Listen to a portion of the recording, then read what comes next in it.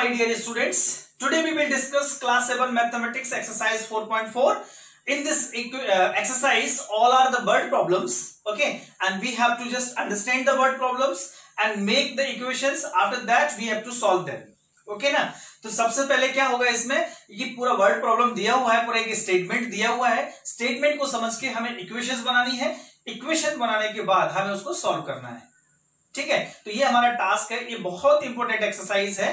और इससे पहले हम इक्वेशन को कैसे सॉल्व करते हैं, ट्रांसपोज मेथड और एडिशन और सब्ट्रैक्शन जो भी हम नंबर्स का करते हैं, या फिर मल्टीप्लिकेशन डिवीजन, है ना। सेकंड एक्सरसाइज में भी ऑलरेडी डिस्कस दिस थिंग्स, है ना। थर्ड एक्सरसाइज हमारा ट्रांसपोज मेथड था जो हमने बहुत सारा अच्छे से किया है और उम्मीद करते हैं कि आपको समझ में आ गया होगा। लेकिन इन फ्यूचर आपको क्लास 8 क्लास 9 में हमेशा आपका इक्वेशन का एक चैप्टर हमेशा रहेगा और आपको इक्वेशन को सॉल्व करना आना चाहिए अच्छे से। तो ये बहुत अच्छा चांस है आपके लिए कि आप क्लास 7 में इस चैप्टर को बहुत अच्छे से समझ लें। तो अभी हम जितने भी वर्ड प्रॉब्लम सॉल्व करेंगे, जितने भी वर्ड प्रॉब्लम हमारे इस एक्सरसाइज में हैं, वो सारे एक्सरसाइज क्वेश्चंस को हम ट्रांसपोज मेथड से ही सॉल्व करने वाले हैं, क्योंकि ट्रांसपोज मेथड बहुत इजी और बहुत इंपॉर्टेंट है, इसलिए हमें इसको अच्छे से समझना बहुत ज्यादा जरूरी है हमारे लिए, ठीक है ना। तो हो सकता है आपको थोड़ा बहुत डाउट बच गए हो, क्योंकि हमने थर्ड एक्सरसाइज अच्छे से पढ़े हैं, है ना। आपको फिर भी कभी हो सकता है छोटे मोटे डाउट्स होंगे, तो हम अब इस क्वेश्चन में वो सारी चीजों को क्लियर करने वाले हैं, ठीक है। तो अब चलिए अब हम क्वेश्चन को समझते हैं। हाँ, एक और चीज मैं आपको बता दूं, एक इंपॉर्टेंट पॉइंट है आपके लिए भी, कि अगर आप चाहते हैं कि आपको क्वेश्चन समझ में आए, तो मेरा आपसे यही रिक्वेस्ट है कि आप वीडियो को पूरा देखिए। अगर आप वीडियो नहीं देखेंगे पूरा, तो मैं आपको गारंटी नहीं दे सकता कि आपको समझ में आएगा, लेकिन इस बात की गारंटी मैं दे सकता हूं कि अगर आपने वीडियो पूरा देखा तो आपको हर क्वेश्चन समझ में आ जाएगा। तो प्लीज वॉच फुल वीडियो, ताकि आपको हर क्वेश्चन समझ में आ जाए, हर क्वेश्चन का या हर डाउट्स का आपको जो है ना उसका आंसर मिल जाए, ठीक है। अब हम क्वेश्चन को शुरू करते हैं। तो देखिए ये क्या है हमारे पास, क्वेश्चन नंबर 1 है एक्सरसाइज 4.4 का। Setup equation and solve them to find the unknowns number in the following cases। यानी कि पहले आप इक्वेशन को सेटअप कीजिए, फिर उसके बाद जो अननोन नंबर आ रहा है आप उसका वैल्यू फाइंड आउट करिए। तो ये जो अननोन नंबर है वो हमारा कुछ भी हो सकता है, हम x भी ले सकते हैं, हम y भी ले सकते हैं, m भी ले सकते हैं, p ले सकते हैं, q ले सकते हैं, r ले सकते हैं। ये वेरिएबल्स हमने आपको बताए थे, कोई भी वेरिएबल्स आप कंसीडर कर सकते हो अपने अकॉर्डिंग्स। तो कोई जरूरी नहीं है कि मैं x ले रहा हूं तो आप x लेके सॉल्व करें सारे क्वेश्चंस, तो आप अपने अकॉर्डिंग क्वेश्चन को सॉल्व कर सकते हैं, ठीक है। तो अब देखिए फर्स्ट क्वेश्चन है, add 4 to 8 times of a number. यानी कि एक नंबर है जिसका 8 टाइम्स आप लेना है, एक नंबर है उसका 8 टाइम्स लोगे, उस 8 टाइम्स में आप 4 ऐड कर दोगे। तो जैसे ही 4 ऐड करोगे आपको उसका इक्वल टू, यानी कि आपको मिल जाएगा 60। अब ये इक्वेशन आपको सेटअप करना बहुत ज्यादा जरूरी है। ये आपने सॉल्व कर लिया, मतलब आपका आधा क्वेश्चन सॉल्व हो गया।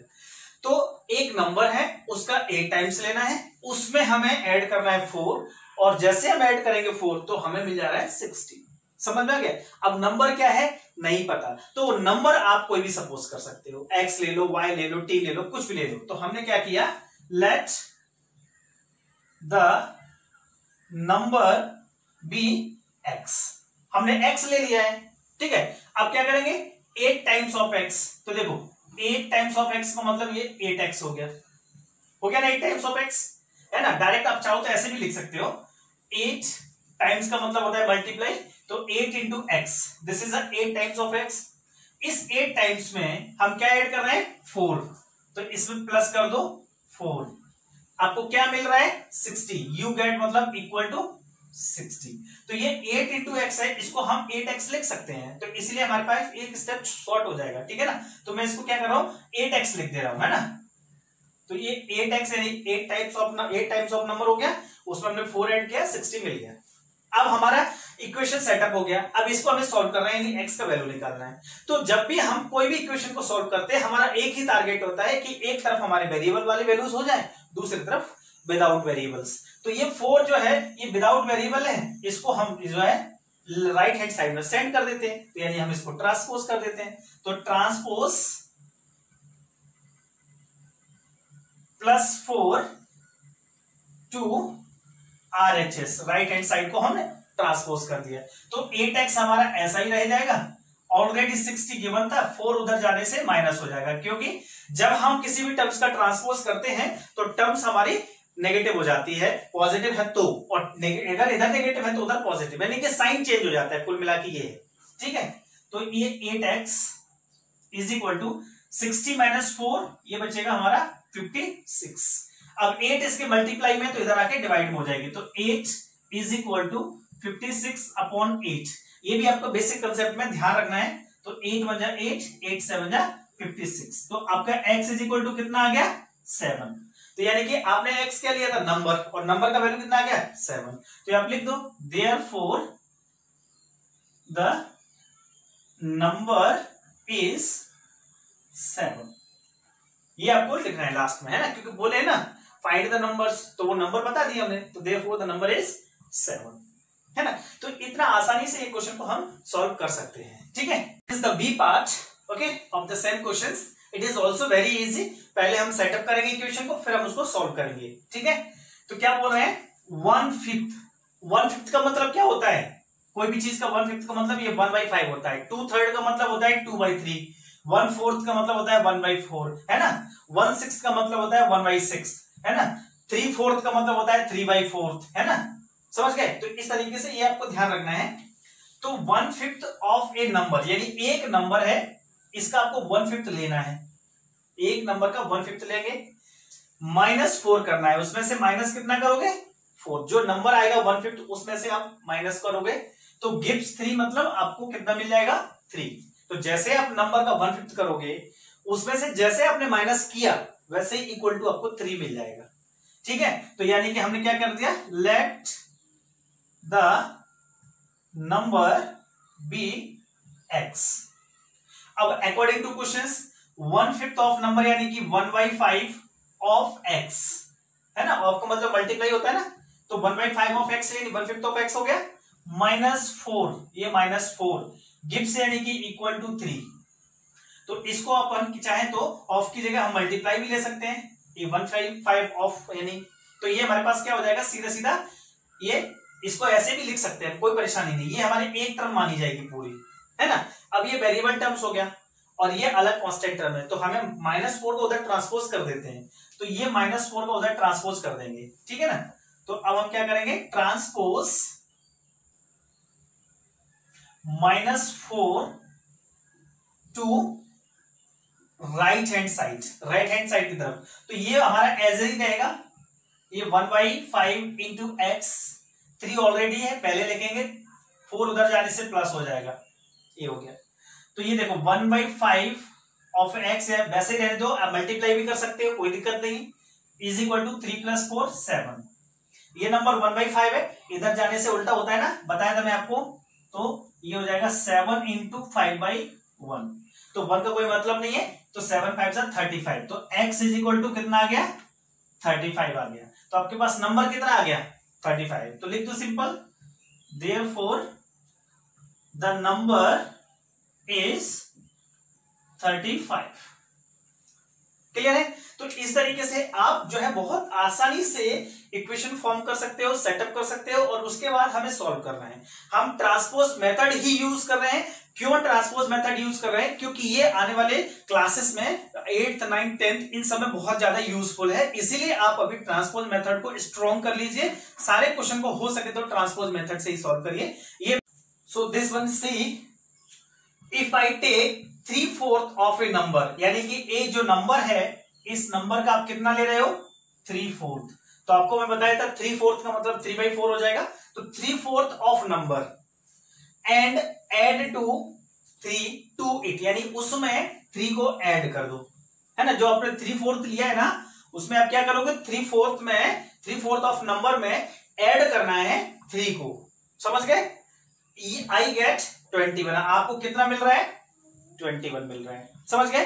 तो नंबर क्या होगा हमारा, let the number be x। Number क्या हो गया हमारा x हो जाएगा, है ना। अब x अब कितना ले रहा है 3/4 ऑफ नंबर, है ना। तो यहाँ पे क्या हो जाएगा 3/4 ऑफ मतलब मल्टीप्लाई नंबर मतलब x, एड 3 यानी प्लस कितना करना है 3, कितना मिल रहा है 21। तो ये तो पूरा एक तरफ माना जाएगा, है ना, क्योंकि ये x के साथ में। इस 3 को अपन ट्रांसपोज कर देते हैं इधर राइट साइड में, तो क्या लिख देंगे अपन, ट्रांसपोज +3 टू RHS यानी राइट हैंड साइड। तो ये कितना बचेगा, 3/4 into x is equal to 21, उधर जाने से नेगेटिव हो रहा है, तो 3/4 इंटू एक्स, 21 में से 3 जाएगा तो 18, ये आ गया। अब ये जो इधर जाएगा तो ये उल्टा हो जाएगा, है ना, आपको कई बार बताए हम। तो ये हो जाएगा x is equal to 18, multiply का साइन लगाएंगे और 3/4 की जगह क्या हो जाएगा इधर 4/3। अब इस टाइप से नंबर आ गया, तो इन दोनों का मल्टीप्लाई होता है, हम कई बार करेंगे, है ना, तो इन दोनों का मल्टीप्लाई होगा एक साथ और बाद में 3 का डिवाइड दे देंगे। तो आप चाहो तो पहले मल्टीप्लाई कर लो, बाद में 3 का डिवाइड दे दो, या फिर अभी 3 से कैंसिल कर लो, बाद में मल्टीप्लाई कर लो। ये आपके ऊपर डिपेंड कर रहा है कि आप किस तरीके से कंफर्टेबल फील करते हो, ये आपके ऊपर है, ठीक है। तो मैं अभी क्या करता हूं, अभी डिवाइड कर दूंगा, बाद में मल्टीप्लाई। जैसे ये है हमारे पास, ओके, सो 3 बन जा 3, 3 6 जा 18 होता है, ठीक। अब क्या बचा, ये 6 बचा 4, तो 6 4 जा 24, नंबर कितना आ गया आपका 24। तो आप लिख दो यहाँ पे, देयरफॉर द नंबर इज 24, है ना। बहुत आसान है ये, ट्रांसपोज मेथड बहुत इजी है, आसानी से आपको समझ में आ जाएगी। This is the D, when I subtracted, क्या सब्ट्रैक्ट करना है, 11 को सब्ट्रैक्ट करना है फ्रॉम ट्वाइस ए नंबर, यानी कि इससे नंबर के ट्वाइस से 11 को सब्ट्रैक्ट करना है, देन रिजल्ट वाज 15, और आपको कितना मिल जाएगा 15। तो नंबर का ट्वाइस लेना है, तो नंबर हम सपोज करेंगे, है ना, let the number be x, ठीक है, नंबर x हमने ले लिया, ट्वाइस से नंबर, ट्वाइस का मतलब 2 टाइम्स हो गया, ये देखो 2 इंटू एक्स ट्वाइस हो गया, इसमें से क्या माइनस करना है 11 हो गया, कितना मिल रहा है हमें 15। अब 2x तो हमारा वेरिएबल टर्म्स रहेगा, तो इस 11 को हम क्या करेंगे ट्रांसपोज, है ना, तो ट्रांसपोज -11, है ना, टू RHS यानी कि राइट हैंड साइड। तो 2x तो हमारा ऐसे ही रहेगा, इधर 15 है, 11 उधर जाने से पॉजिटिव हो गया, 2x इज इक्वल टू 26 हो जाएगा, 15 + 11 26 हो जाता है, ठीक। अब ये x निकालना है, तो 2 का इधर डिवाइड लगेगा, तो 26 डिवाइडेड बाई 2, 2 बन जा 1 और 2 13 जा 26, तो x इज इक्वल टू कितना आ गया 13 आ गया। x 13 आ गया, तो नंबर क्या है हमारा, x से तो नंबर है ना, तो नंबर भी 13 हो जाएगा, तो देयरफॉर, है ना, द नंबर इज 13। इस तरीके से बहुत आसानी से इक्वेशन सेटअप हो रही है। इक्वेशन सेटअप होने के बाद हम ट्रांसपोज मेथड से उनको सॉल्व कर दे रहे हैं, बहुत इजी है। उम्मीद करते हैं कि आपको अब ये इक्वेशन समझ में आने लगे होंगे, ये सॉल्यूशन अब समझ में आने लगे होंगे, ठीक है। आगे हम और भी करेंगे तो और अच्छे से समझ सकते हैं। ऑल्सो वेरी इजी, लेकिन थोड़ा सा डिफरेंट है, अब ध्यान से समझना। मुन्ना सब्ट्रैक्ट कर रहा है, यानी माइनस कर रहा है। क्या माइनस कर रहा है, thrice the number of notebooks, यानी कि जो नंबर ऑफ नोटबुक्स है उसका थ्राइस यानी 3 गुना, समझ गए। अगर आपके पास 5 नोटबुक है तो 5 का 3 टाइम्स कितना हो जाएगा 15। तो थ्राइस का मतलब होता है 3 टाइम्स, ट्वाइस का मतलब होता है 2 टाइम्स, समझ गए। तो thrice the number of notebook he has from 50, यानी कि जितना उसके पास नोटबुक है उसका थ्राइस माइनस कर रहा है 50 में से। फ्रॉम 50 मतलब इसमें से माइनस कर रहा है, किसका, ये वाला वैल्यू को, और उसको पास कितना मिल जा रहा है 8, है ना, 2b 8 रिजल्ट उसको कितना मिल रहा है 8। तो नोटबुक कितने मुन्ना के पास नहीं पता, वही हम सपोज करेंगे। तो लेट द नोटबुक, है ना, नोटबुक मुन्ना हैज, है ना, बी x नोटबुक है उसके पास, मुन्ना के पास, ठीक है। तो thrice the number of notebook from 50 में से माइनस कर रहा है, तो फ्रॉम 50 का मतलब 50 हमारा पहले आ जाएगा, इसमें से माइनस कर रहा है कि इसको थ्राइस ऑफ नोटबुक यानी कि 3 ऑफ x। x क्या है, नोटबुक है ना, तो ये हो गया थ्राइस ऑफ नोटबुक, इसको माइनस कर रहे हैं फ्रॉम 50 से, ठीक, इज इक्वल टू कितना आ रहा है 8, तो ये आ जाएगा 8, ये बन गया हमारा इक्वेशंस। अब चाहो तो आप इस 50 को उधर ट्रांसपोज कर दो या 3x को ट्रांसपोज कर दो, जैसे भी सॉल्व कर सकते हो कर लो, ठीक है। तो हम क्या करेंगे, हमेशा जैसा करते हैं वैसा ही करेंगे, ये 50 को उधर ट्रांसपोज करेंगे, है ना, तो ट्रांसपोज 50 टू राइट साइड, तो ये माइनस का 3x इधर ऐसा ही रह जाएगा, 8 उधर 50 जाने से ये नेगेटिव हो गया, ये 50, तो ये माइनस का 3x, देखो 8 पॉजिटिव है और 50 नेगेटिव है, तो ये नंबर बड़ा है तो आंसर नेगेटिव आएगा, तो 50 में से 8 जाएगा, बचेगा 42, लेकिन ये नेगेटिव आएगा क्योंकि 50 जो है ना वो बड़ा है। अब ये 3 का हम डिवाइड दे देंगे, तो x is equal to -42 divided by -3, minus से माइनस प्लस हो गया, 3 से इसको कैंसिल करेंगे तो ये कितना हो जाएगा 14, तो x इज इक्वल टू कितना आ गया आपके पास 14, x क्या है हमारा नंबर ऑफ नोटबुक्स है ना, तो let the notebooks Munna has B x, तो मुन्ना के पास कितना नोटबुक है ना, तो लिख देते हैं, है ना, देयरफॉर, है ना, number of notebook Munna has, है ना, नंबर ऑफ नोटबुक्स, है ना, Munna has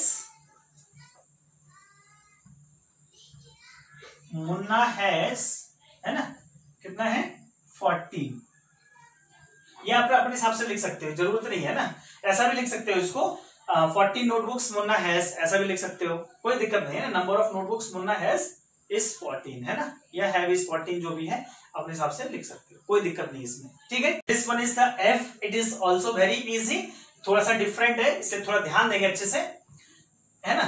even health things of a number, यानी उसने एक नंबर सोचा, अब क्या नंबर सोचा आप अपने मन से सोच सकते हो, ठीक है ना, आपने भी कोई नंबर सोच लिया, if see add 19 to it, और उसमें 19 ऐड कर दो, एक नंबर सोचो और उसमें 19 ऐड कर दो, and divides the sum by 15, यानी आपने जो नंबर सोचा था उसमें फिर आपने 19 ऐड किया था, ऐड करने के बाद जो आपको वैल्यू मिला उसमें आप डिवाइड कर दो 5 से, है ना, डिवाइड द सम बाय 15, सम मतलब जो प्लस करे थे उसके बाद जो मिला उसमें, तो C विल गेट 8 तो इक्वल टू 8, तो क्या नंबर सोचा जानते हो आप, x ले लेंगे हम, है ना, तो क्या लिख देंगे यहाँ पे लेट, है ना, इवन हेल्थ थिंक ए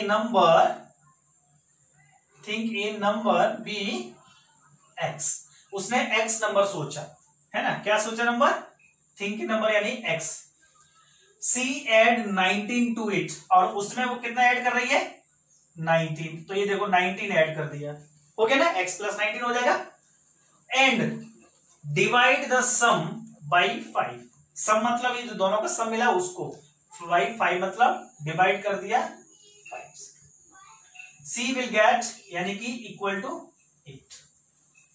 जब ऐसा नंबर होगा तो अगर कोई भी नंबर यहाँ डिवाइड में है तो इसको ये सॉल्व करने के कई सारे तरीके हैं, तो आपको अगर ऐसा कहीं पे भी दिख रहा है ना तो ये नंबर का इधर आके मल्टीप्लाई हो जाता है ना, ध्यान रखना इस चीज को, तो ये 5 आके 8 में मल्टीप्लाई हो जाएगा, तो ये क्या हो जाएगा x plus 19 is equal to 8 into 5 हो जाएगा, ठीक है, तो ये हो जाएगा x plus 19 is equal to 40, ठीक है, अगर कोई नंबर इस तरीके से है ना।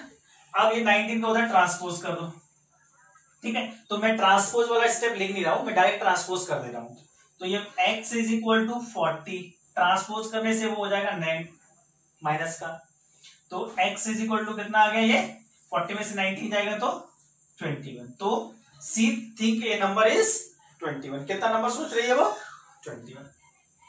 अब ये स्टेप जो है, इस स्टेप को मैं थोड़ा दूसरे तरीके से आपको सॉल्व करवाना चाहता हूं ताकि आपको अच्छे से समझ में आ जाएगा, ठीक है, मैं इसी को दोबारा से नए तरीके से सॉल्व कर रहा हूं, ये भी आपका एक तरीका हो गया है ना, आप चाहो तो इसको फॉलो कर सकते हो, आप दिक्कत है तो आप मैं यहाँ पे सॉल्व करो दूसरा तरीका, तो ये x plus 19/5 is equal to 8, अगर आपको ये अभी जो कंसेप्ट बताया वो समझ नहीं आ रहा, कोई बात नहीं है, तो आप सेकेंड एक्सरसाइज में जो आपको बताया था ना कंसेप्ट उसको सॉल्व करेंगे, जैसे ये इसके साथ में ना इसको हम चाहे तो ये एक ब्रैकेट में लिख सकते हैं, तो ये इसके नीचे डिवाइड में हो गया नंबर, डिवाइड वाले नंबर को हमें हटाने हैं तो मल्टीप्लाई करेंगे, तो क्या कर देंगे यहाँ पे we multiply y 5 both side, दोनों तरफ हम 5 का मल्टीप्लाई, तो देखो x प्लस 19 ये ब्रैकेट में और अपॉन 5 है, मल्टीप्लाई कर दिया ये 5, 8 पहले से मल्टीप्लाई कर दिया ये 5, ये कैंसिल हो गया, तो x प्लस 19 बच गया और 8 5 सा 40। अब चाहो तो आप सेकंड एक्सरसाइज में जो बताया था प्लस करके या माइनस करके या ट्रांसपोज करके आप कर सकते हो, तो स्पेशली इसके बाद फिर आप अपने से सॉल्व कर सकते हो, है ना। मैं आपको इसलिए बताया कि यहाँ पे अगर चाहो तो आप ऐसे भी इस इक्वेशन को सॉल्व कर सकते हो, या फिर ये आपके पास बहुत आसानी से सॉल्यूशन गिवन है, ज्यादा टेंशन लेने की जरूरत नहीं, बहुत इजी तरीका है, धीरे धीरे समझ में आ जाएगा। Is the last part of question number 1, ठीक है ना। तो अब इसको आप समझ लेते हैं, ये भी बहुत इजी है, कुछ खास नहीं है। देखो onward think of a number, यानी उसने एक नंबर सोचा, कुछ भी सोच लो, if he takes away, takes away का मतलब क्या होता है, उसमें से बाहर करना, माइनस करना, है ना। If add together, if include, include मतलब ऐड कर दे रहा है, टेक अवे का मतलब बाहर ले रहा है, उसमें से उतना निकाल ले रहा है, मतलब माइनस कर दे रहा है, तो टेक अवे 7, कितना माइनस कर रहा है 7 को, फ्रॉम किसमें से करेगा, फ्रॉम 5/2 ऑफ द नंबर, यानी जो नंबर सोचा था उसका 5/2 लेगा, उसमें से 7 को टेक अवे कर रहा है, यानी 7 को माइनस कर रहा है, इक्वल टू रिजल्ट 23 मिल रहा है, बहुत इजी है। तो लेट द, है ना,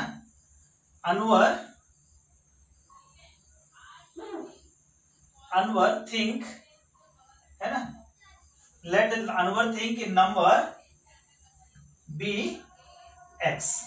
अब 7 को माइनस करना है कहां से, 5/2 ऑफ द नंबर, तो 5/2 ऑफ द नंबर मतलब ये हो गया, टेक अवे कितना टेक अवे करना है, -7 हो जाएगा, टेक अवे का मतलब होता है उसमें से उतना निकाल लो या माइनस कर लो, इज इक्वल टू 23, ये पूरा एक टर्म हो जाएगा, इस 7 को ट्रांसपोज कर दो, तो ये क्या हो जाएगा 5/2, अच्छा मैं लिख देता हूं, है ना, ट्रांसपोज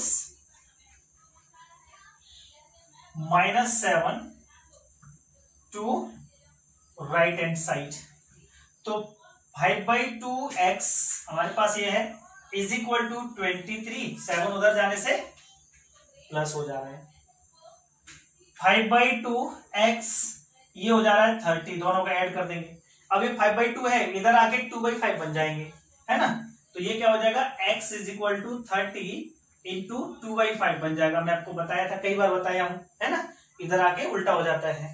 अब यहां कैंसिल कर देंगे इसको, तो 5 बन जा 5, 5 6 जा 30, x is equal to 6 into 2 बच गया, तो 6 2 जा 44, तो अनवर कितना नंबर सोच रहा था 12, तो लिख दो, है ना, तो है ना, या फिर इतना भी चलेगा, कुछ दिक्कत नहीं है ना, आप अपने मन से लिखना है लिख दीजिए, नहीं लिखना है कोई दिक्कत वाली बात नहीं है ना।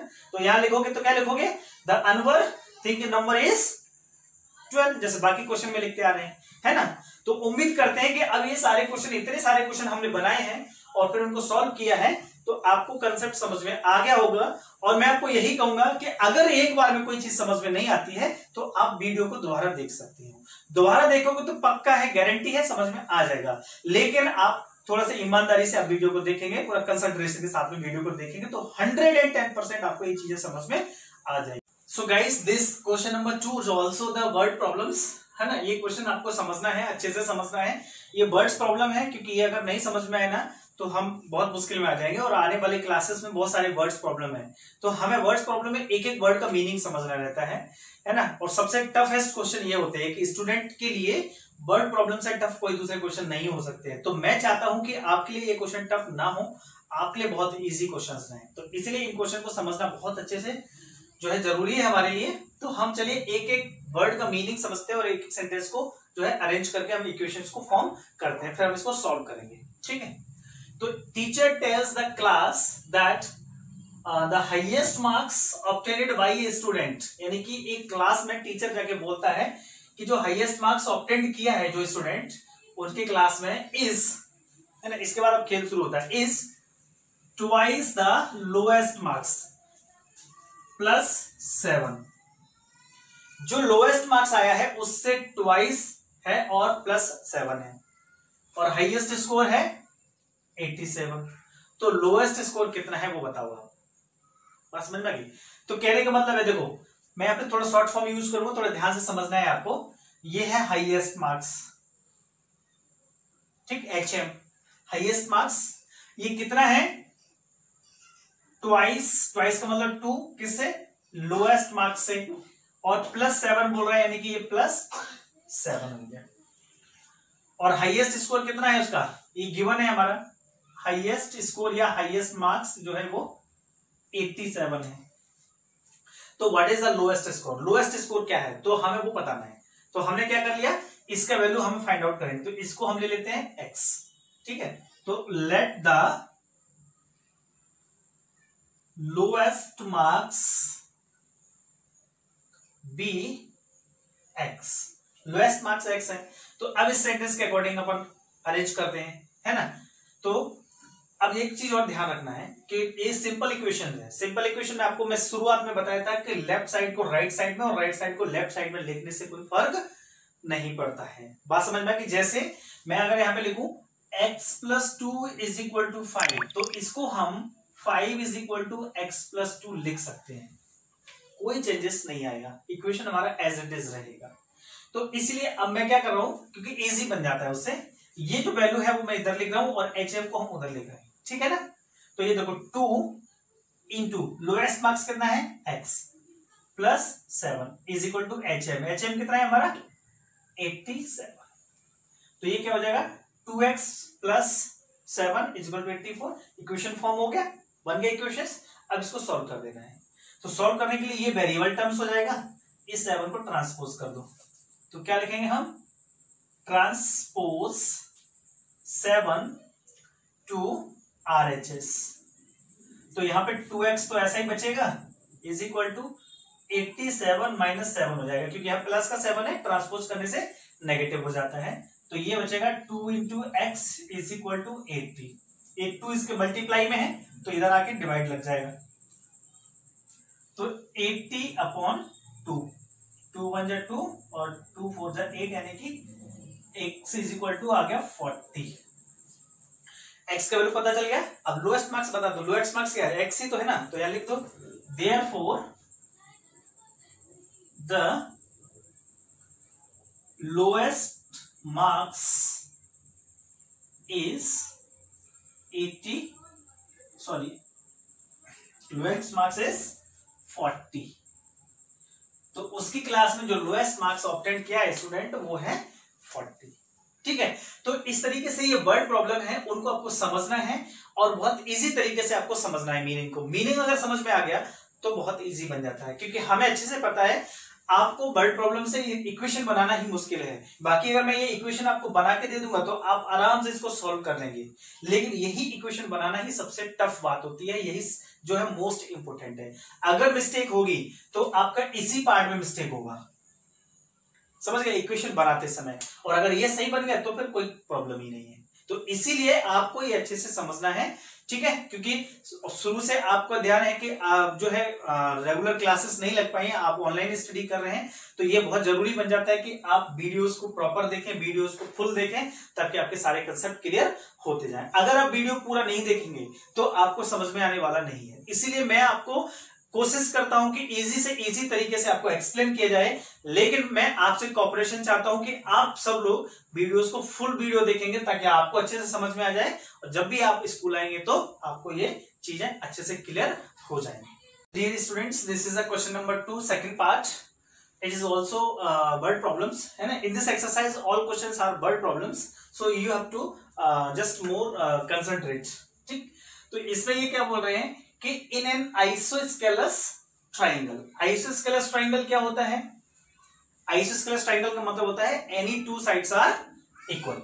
एक ऐसा ट्राइंगल जिसमें कोई भी दो साइड बराबर होंगे उसको हम आइसोस्केलस ट्राइंगल बोलते हैं। जैसे मान लो मैंने ये बना दिया, ठीक है, तो इसका अगर हम नाम देंगे तो ABC, ABC आइसोस्केलस ट्राइंगल है जिसमें AC और BC इक्वल साइड्स हैं। तो जब कोई ट्राइंगल को इस तरीके से हम रखते हैं तो ये जो एंगल है इनको बोलते हैं बेस एंगल। क्या बोलेंगे इनको, बेस एंगल। और ये जो एंगल है इसको बोलेंगे वर्टेक्स एंगल, ठीक है, इसको हम बोलेंगे क्या, वर्टेक्स एंगल। और इन दोनों एंगल को जो है हम बोलेंगे बेस एंगल, ठीक, ये दोनों एंगल को हम क्या बोलेंगे, बेस एंगल बोलेंगे, ठीक है ना। तो ये आइसोस्केलेस ट्रायंगल है, ठीक है, ये बेस लाइन होता है और ये बेस एंगल दोनों इक्वल होते हैं हमारे आइसोस्केलेस ट्रायंगल में, ठीक है।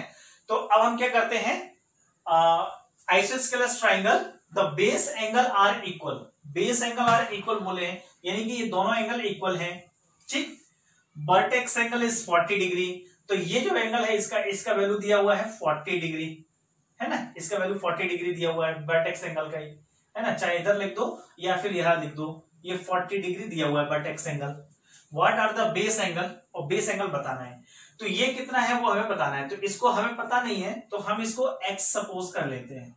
क्या सपोज कर लेंगे, क्योंकि ये इक्वल है इसलिए हमने इसको x लिया है, तो ये भी x हो जाएगा, दोनों इक्वल है ना इसीलिए, ठीक है। लेकिन इसमें एक प्रॉपर्टी यूज होगी जो आप 6th क्लास में पढ़े थे, किसी भी ट्राइंगल के तीनों एंगल का सम जो है वो 180 डिग्री होता है।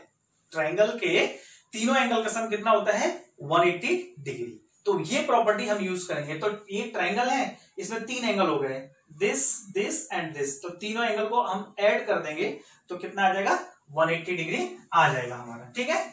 तो यहां पे अपन पहले लेट करेंगे, let the base angle be x, base angle को हमने x ले लिया है, चूंकि बेस एंगल हमारे इक्वल दिए हैं क्वेश्चन में, तो हमने इसको भी x लिख दिया और इसको भी x लिख दिया। तीनों एंगल का सम हमारा 180 होता है, ठीक है। तो अब हम लगाएंगे वी नो दैट, ये हिंट जो है आपके क्वेश्चन में गिवन है, एनसीईआरटी का जो क्वेश्चन है ना, उस क्वेश्चन में गिवन है उसमें कि remember the sum of all angle of triangle is 180 degree, तो आप उसमें से यूज कर सकते हैं, है ना। तो यहां पर आपको लिखेंगे we know that sum of all angles of triangle is 180 degree. तीनों एंगल का सम कितना होता है, 180 डिग्री। तो हम इसी को ले लेते हैं, दैट इज ये हो जाएगा x प्लस फिर से x प्लस यहाँ पे बेस वर्टेक्स एंगल कितना हो जाएगा, 40 डिग्री। तीनों एंगल हो गए ना, है ना, x x और 40, इनको मिला के कितना होता है 180, और x और x कितना हो जाएगा 2x is equal to 2x plus 40 degree is equal to 180 degree. ये हमारा इक्वेशन बन गया। अब इसको हम सॉल्व कर देंगे, तो ये वेरिएबल टर्म्स माना जाएगा और इस 40 को हम ट्रांसपोज कर देंगे। तो क्या लिखेंगे अपन, transpose plus 40 degree to RHS, यानी कि राइट हैंड साइड। तो 2x is equal to 180 minus 40, minus करेंगे तो 180 में से 40 जाएगा, तो ये 140 हमारा बच जाएगा। अब 2 इसके साथ में, तो इधर नीचे डिवाइड में आ जाएगा। तो x is equal to 140 divided by 2, कितना हो जाएगा ये 70। तो x का वैल्यू कितना आ गया 70। x का वैल्यू आ गया, तो हमें बताना क्या था, what are the base angle. तो बेस एंगल क्या है हमारा x, तो लिख दो उसी चीज को, therefore the base angles are 70 degree. Base angle जो है हमारे वो 70 डिग्री हो गए, ठीक है। इस तरीके से इस क्वेश्चन को हम बना सकते हैं। Third part of the same questions, this is the word problems, very easy questions are there. See, Sachin scored twice as many runs as Rahul, यानी कि सचिन ने कितना स्कोर किया है, ट्वाइस, डबल। किससे डबल किया है, as many runs as Rahul, यानी राहुल ने जितना किया है उससे डबल सचिन ने किया है। राहुल ने अगर 50 रन मारे हैं तो डबल, यानी कि 100 रन सचिन ने मारे। राहुल ने अगर 100 मारे हैं तो 200 रन सचिन ने मारे, यानी सचिन ने राहुल से डबल जो है ना स्कोर किया हुआ है, ठीक। Together their runs fell too short of double century। दोनों को अगर एक साथ कर दे, दोनों के रन्स जो है ना वो एक साथ कर दें, तो टू शॉर्ट का मतलब होता है कम पड़ना, शॉर्ट हो जाना नहीं बोलते यार, शॉर्ट पड़ गया, तो शॉर्ट पड़ गया मतलब शॉर्ट कम है ऑफ ए डबल सेंचुरी, यानी कि डबल सेंचुरी से 2 शॉर्ट हो जा रहा है, यानी कि 2 कम हो जा रहा है। दोनों के रन एक साथ अगर मिला देंगे तो दोनों के रन जो है डबल सेंचुरी से कितने कम हो जा रहे हैं, 2 हो जा रहे हैं। यानी कि अगर मैं इसको कहूं कि ये हो जाएगा सचिन का स्कोर प्लस ये हो जाएगा राहुल का स्कोर, दोनों को अगर हम मिला दें तो ये जो आ रहा है वो कितना पड़ रहा है, 200, यानी डबल सेंचुरी का मतलब 200 होता है, एक सेंचुरी का मतलब 100 होता है, ठीक है। तो डबल सेंचुरी से कितना शॉर्ट हो रहा है, 2। सचिन स्कोर कितना कर रहा है, सचिन का स्कोर है आपका 2 ट्वाइस है कितना, राहुल के स्कोर से। समझ में आ गई, सचिन का स्कोर है ट्वाइस राहुल के स्कोर से। अब इन दोनों को हमने एक साथ मिला दिया, यानी Sachin score plus Rahul score, तो कितना हो जाएगा, 200 में से 2 शॉर्ट हो जा रहा है। इसी चीज को हमें लिखना है, ठीक है। तो ये हो जाएगा हमारे पास let the Rahul score is x run. Rahul ने कितने स्कोर किया, x रन। राहुल ने x अगर किया तो राहुल अगर x करेगा यानी इसकी जगह पे हम x रख देंगे, तो सचिन का स्कोर कितना हो जाएगा, 2x। And Sachin score is 2x। Sachin का कितना हो गया, 2x। समझ में आ गया, राहुल ने x स्कोर किया है तो सचिन ने 2x, यानी डबल हो गया। अब दोनों को एक साथ मिला दें ना, together their runs fell two short, यानी दोनों को एक साथ मिला देंगे तो 200 से 2 कम पड़ रहा है। तो क्या करेंगे, दैट इज या अकॉर्डिंग टू क्वेश्चंस, है ना, वही सचिन स्कोर यानी कि 2x, राहुल स्कोर यानी x, मिला देंगे दोनों, कितना हो रहा है, 200 में से 2 शॉर्ट हो रहा है। 2x और 1x कितना हो जाएगा, 3x हो जाएगा। 200 में से 2 जाएगा तो 198 हो जाएगा। 3 डिवाइड में मल्टीप्लाई में इसके, तो इधर आके डिवाइड हो जाएगा, तो x is equal to 198 upon 3। 3 6 18, 1 बचा, फिर 3 6 18, तो x इज इक्वल टू आ गया 66। x का वैल्यू आ गया। ये बोल रहे हैं कि how many runs did each one score, है दोनों कितने स्कोर किए। तो अब अपन क्या कर देंगे, देयरफॉर सचिन स्कोर, है ना, Sachin score is equal to कितना है सचिन का, 2 इंटू एक्स, तो 2 इंटू एक्स का वैल्यू आया है 66, ये हो जाएगा 2 6 12, 2 6 12 13, 132 रन्स। सचिन का स्कोर कितना है, 132, है ना। राहुल स्कोर, है ना, राहुल स्कोर कितना है, x का मतलब 66 रन्स, है ना। राहुल का इतना है और सचिन का 132, तो ये दोनों ने इतना स्कोर किया है, ठीक है। तो इस वीडियो में मैं इतना ही आपको जो है कवर करवा रहा हूं। नेक्स्ट वीडियो में बाकी जो क्वेश्चन है वो हम कवर कर लेंगे, ठीक है। और आपको अगर इस समझ में आ रहा है तो आप जो है अपने चीजों को प्रैक्टिस कीजिए अच्छे से और हमारे चैनल को सब्सक्राइब कर दीजिए। Thank you very much.